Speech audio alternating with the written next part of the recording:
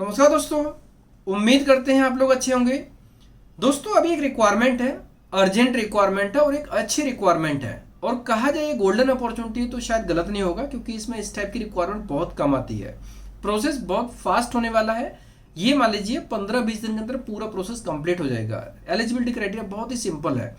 Requirement रहेगी packing line worker की, जो कि मेल कैंडिडेट की रिक्वायरमेंट है। मैक्सिमम एज लिमिट 26 साल होना चाहिए, मतलब 20 साल से लेकर 25 साल के बीच में लोगों को प्रायोरिटी मिलेगी। मेडिकली फिट होना चाहिए, फिजिकल फिट होना चाहिए, गुड लुकिंग होना चाहिए, प्लीजिंग पर्सनैलिटी होना चाहिए और चेहरे पर बाल नहीं होना चाहिए।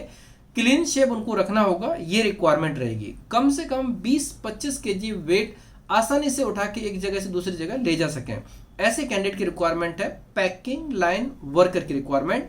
इसमें से सैलरी होगी, बेसिक सैलरी $2015 पर मंथ की रहेगी, जिसमें से 44 आवर्स पर वीक काम करना पड़ेगा।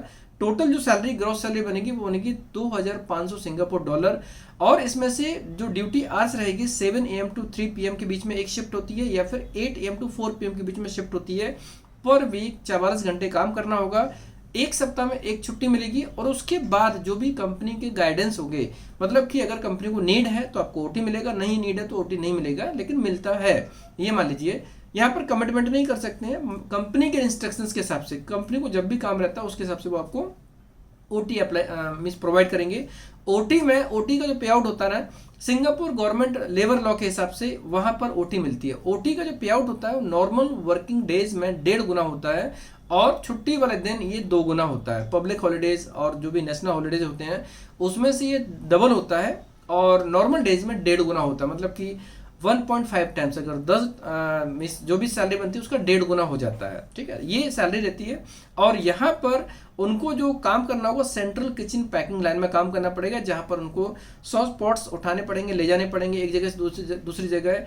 इंग्रेडिएंट्स प्रिपेयर करना होगा, लोडिंग करना होगा, और ये सब चीज़ें ऑब्वियसली जो फिजिकल फिट होगा, स्ट्रांग होगा, वही कर सकते हैं। काम कंटिन्यू रहेगा, जितना नीड होगा उतना काम करना होगा।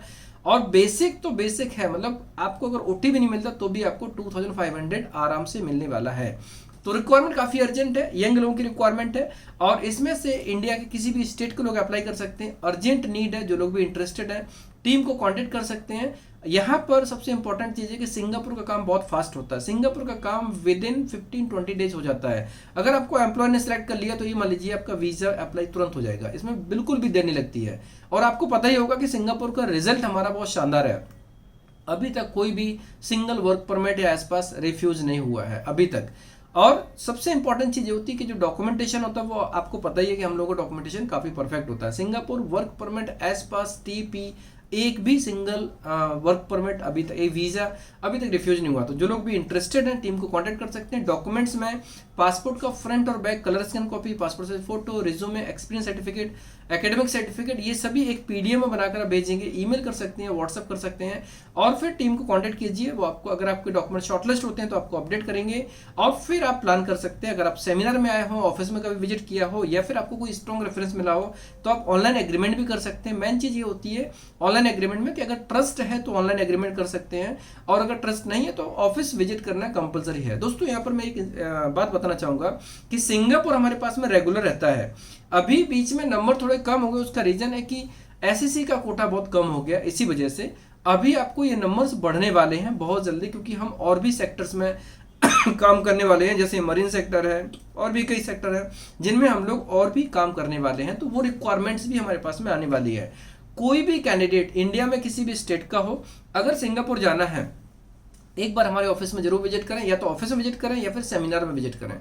तो आपको अगर प्लानिंग है, उस प्लानिंग में सही तरीके से प्लानिंग करने में आसानी मिलेगी। हम आपको पूरी तरह से जो इंस्ट्रक्शन देंगे, जो गाइड करेंगे, जो इन्फॉर्मेशन देंगे, वो आपके लिए लाभदायक होगी।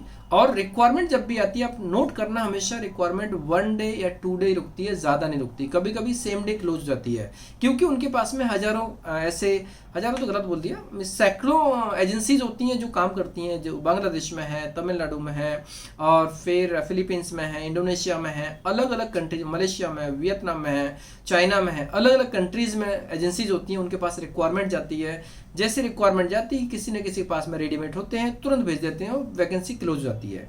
तो अगर किसी को भी सिंगापुर का प्लान करना ही है तो ऑफिस विजिट जरूर कर सकते हैं, और जब भी उनको लगे कि हाँ हमारा मिस यहाँ पर काम हो सकता है, उस टाइम अगर ये उनको फील हो जाता है तो फिर उसके बाद में जब भी रिक्वायरमेंट आए आप अपडेट देखते रहे, इमीडिएटली अप्लाई करें, एग्रीमेंट करें और प्रोसेस कर सकते हैं। प्रोसेस जब शुरू होगा 15 दिन 20 दिन 1 महीने के अंदर पूरा प्रोसेस कंप्लीट हो जाता है। कई बार 20-25 दिन के अंदर फ्लाइट भी हो जाता है। सिंगापुर का काम बहुत फास्ट होता है।